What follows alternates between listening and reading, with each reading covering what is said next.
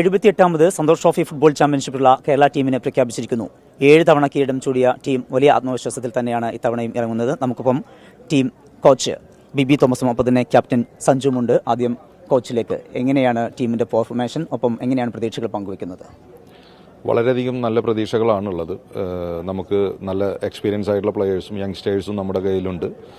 തീർച്ചയായിട്ടും നല്ല ഫിറ്റാണ് players. Matches കളിച്ചിട്ട് കേരള സൂപ്പർ ലീഗ് പോലെയുള്ള ടൂർണമെൻറ്റുകളും കൽക്കട്ടയിൽ നിന്ന്, ഈസ്റ്റ് ബംഗാളിൽ നിന്നും, ഭവാനിപൂർ FC നിന്നും, CFL കൽക്കട്ട ലീഗ് കളിച്ചും വരുന്ന പ്ലെയേഴ്സാണ്.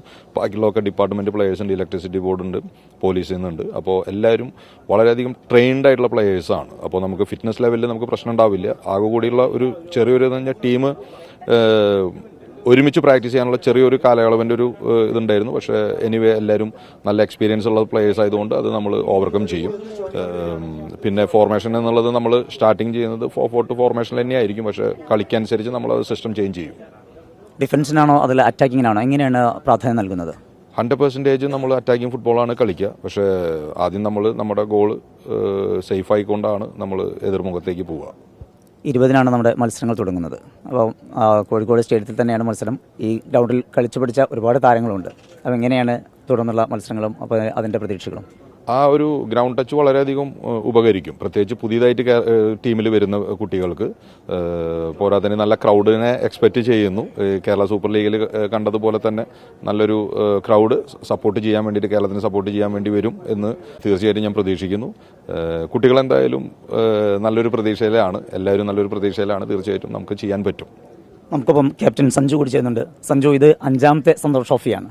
എങ്ങനെയാണ് പ്രതീക്ഷകൾ? ഈ പ്രാവശ്യം നല്ല പ്രതീക്ഷയുണ്ട്. അപ്പോൾ എല്ലാവരും നല്ല എക്സ്പീരിയൻസ്ഡ് ആയിട്ടുള്ള പ്ലേയേഴ്സാണ്. യങ്സ്റ്റേഴ്സ് ഉണ്ടെങ്കിൽ കൂടി ആയാലും അവർ നല്ല എക്സ്പീരിയൻസ്ഡ് ആണ്.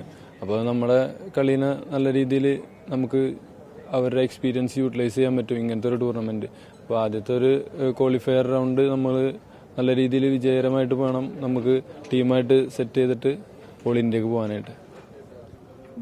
ടീമിൽ 17കാരൻ മുതലുള്ള അങ്ങനെ ഏജ് ലെവൽ നോക്കുന്നതല്ല, പക്ഷേ എന്നാലും പെർഫോമൻസും ഒക്കെ. അപ്പോൾ എങ്ങനെയാണ് ആ ടീമിൻ്റെ ഒരു ഘടന? ടീമിൻ്റെ ഘടന എന്ന് പറഞ്ഞാൽ ഇപ്പോൾ ഞാൻ പറഞ്ഞ പോലെ തന്നെ എല്ലാവരും നല്ല എക്സ്പീരിയൻസ്ഡ് ആണ്. അപ്പോൾ അവർക്ക് ഒരു മാച്ച് സിറ്റുവേഷൻ ഹാൻഡിൽ ചെയ്യാനുള്ള ഒരു കപ്പാസിറ്റി എന്തായാലും ഉണ്ടാവും. ഇപ്പോൾ ഈ SLK പോലുള്ള കളികൾ കൂടുതലുള്ളതുകൊണ്ട് അവർ നല്ല മാച്ച് എക്സ്പീരിയൻസിൽ നിൽക്കുകയാണ്. അപ്പോൾ പിന്നെ അവർക്ക് ഇനിയിപ്പോൾ ടീമായിട്ടൊന്ന് ഒത്തിണങ്ങി പോവാ എന്നുള്ളൊരു ഇത് മാത്രമേ ഉള്ളൂ. ബാക്കി എല്ലാത്തിലും നമ്മൾ 100% ഓക്കെയാണ്. ആദ്യം റെയിൽവേസ് ആണ് എതിരാളികൾ, പിന്നീട് പോണ്ടിച്ചേരിയും ലക്ഷദ്വീപും ഒക്കെ വരുന്നുണ്ട്. സ്വാഭാവികമായിട്ടും നല്ല പെർഫോമൻസ് ഉള്ള നല്ല കരുത്തുള്ള ടീമുകൾ തന്നെയാണ്.